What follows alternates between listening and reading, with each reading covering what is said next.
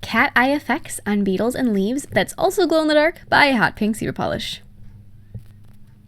Hi everyone, in today's video I'm going to be showing you a really cute little beetle and leaf nail art design. I love beetles, I love bugs. I have a whole file, a whole folder on one of my hard drives that is just insect photos that I've taken out and about, and beetle photos, because I love them. If you look at them, they're so intricate and beautiful and amazing, and it's incredible that they could be live. They're just amazing. I love insects. So I've done several different insect videos in the past, and there is going to be a couple more insect themed things coming up on my channel as well. So if you guys like this, definitely check back. There's actually going to be stuff that's insect on both of my channels because I've got the art channel as well. So the next painting I'm doing is going to be a little bit beetle-y. So if you guys like that, definitely check for that one as well. And don't forget to click subscribe to see all my future videos as well. So begin by prepping your nails for gel polish. As long as you're using your natural nails, if they're artificial, you're pretty much good to go. So here are the colors I'm going to be using for gel polish. So I've got two purples, a green, a teal, and then the glow in the dark one. So I'll give you a little bit, you'll see them better once it's doing the video. So the teal color is called Seafoam, and I'm going to be applying 2 coats to my ring and thumbnails, curing between each coat. It covers beautifully. It's so creamy and perfect when it goes on, so I love that one. And then I'm going to be doing 2 coats of the glow-in-the-dark gel. And the glow-in-the-dark gel, it also says it's blacklight, and I don't have a blacklight to test it with, but it does glow, not as well as some of my pigments, but you know, it is what it is. Most polishes don't glow as well as just a straight up pigment is, because you can't get the density of pigment in a polish. So anyways, I also put a layer of top coat on and then buffed it so that it had a matte surface, and a surface that the paint will really grab onto and stick really well to. So now with black paint, I'm going to be painting the outlines of my bug, or my beetle, either way. So I started out by doing the outline of his shell, and then I'm going to be adding his head and his little antenna, or his pinchers, I suppose. And then I'm going to be adding his legs. So he's really big on the nail. I wanted it to be ever so slightly kind of abstract so that it wasn't just like Beetles. It was really large, and you get a lot of that cat eye effect on there. So here's all of his legs. So like I said, I wanted him to be large enough that if you didn't really look at it, you probably wouldn't even notice that it's a beetle.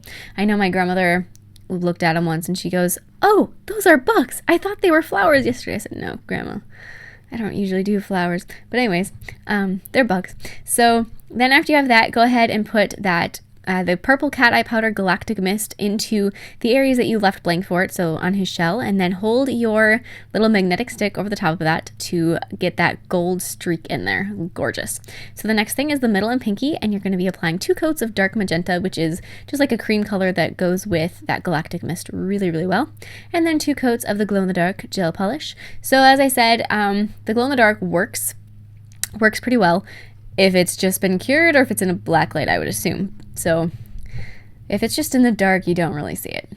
But then after that, same thing, top coat, buffed, and now with black paint again, I'm going to be painting on my middle nail. I did 2 fronds of, well, 2 like fern stems, and then on my pinky I did 1, just because there's less space. So for this one, I did 2 that kind of go, one goes, you know, kind of swooping down, and one goes swooping up. So just like that. And I added the center line for my frond, and then I added the little leaves coming off of it. So start just with that middle, and I know it's so hard to see because it's dark purple and black, and you pretty much can't see it because it's so dark. But you can kind of get the idea in there. And on the one on the pinky, I just did one that kind of swooped up from the tip of the nail up towards the cuticle. So yeah. But you can see them in person, I promise. It's just hard to see it in the video. After that's all dry, you're going to take some more of, or not some more, you're going to take some Health and Wealth, which is the green color of cat eye polish, which is so pretty. It's a little bit more sheer, which gives a cool effect for this. So just fill in your leaves is what I started with, and I'm using a teeny tiny little gel brush. It's a detail brush that is for art, but I've kind of designated it as my teeny tiny gel detail brush. And so I did first the leaves, and then I went through and I added a little bit to that center stem on each one. So then I'm going to do the other one. Now when you do the leaves, because this is a more sheer color than most Madame Glams, you can see through it some. It almost disappears on some of the leaves that are farther towards the edge of the nail. So it's like it fades in. And as you turn the nail, the area where the cat eye picks up the light changes position. So sometimes you see different areas of the fronds, and sometimes you can't. I mean, it's kind of like a little frond ghost that just sort of fades across the nail. It's really cool. So I'm doing 2 coats of Health and Wealth on my index nail, and I'm going to be using that magnetic stick after each coat. Now the cool thing, because this is sheer, if you wanted to, you wouldn't have to line up the angle of your magnetic stick both times, and you could get 2 of these lines going. So you can make a cross on there, or you could do like 2 lines of it. So you could really have fun with that because you have that opportunity to see the one before it through that top layer, and you can get multiple lines. So same thing, 2 coats of the glow in the dark, top coat, buff it, and now to paint. So to paint it, I'm going to be doing just very simple, very thin black veins across this one. So this is like a leaf, like the whole nail's a leaf, which works really well with my little claw-shaped nails, which I did initially for Halloween, and then I decided my nails were too short to change their shape yet. So they're still claws, at least for a couple weeks. I don't know. They might be kept. I can't decide. I've been debating that. But I'm just going to be, like I said, adding those teeny tiny little veins in there. The reason I did them with black is because I wanted them to show up. And I initially thought of doing like a darker shade of green, but I don't know. I thought black was just going to look a little bit cleaner. Plus, black does a really good job when these are glowing. You can see the black lines still, even though they're so thin and so almost kind of, I added a little bit of water to them, so they're not as intense as they could be. And you can still, it still blocks out the glow in the dark powder, or the glow in the dark gel. So you can still get that veininess even in the dark.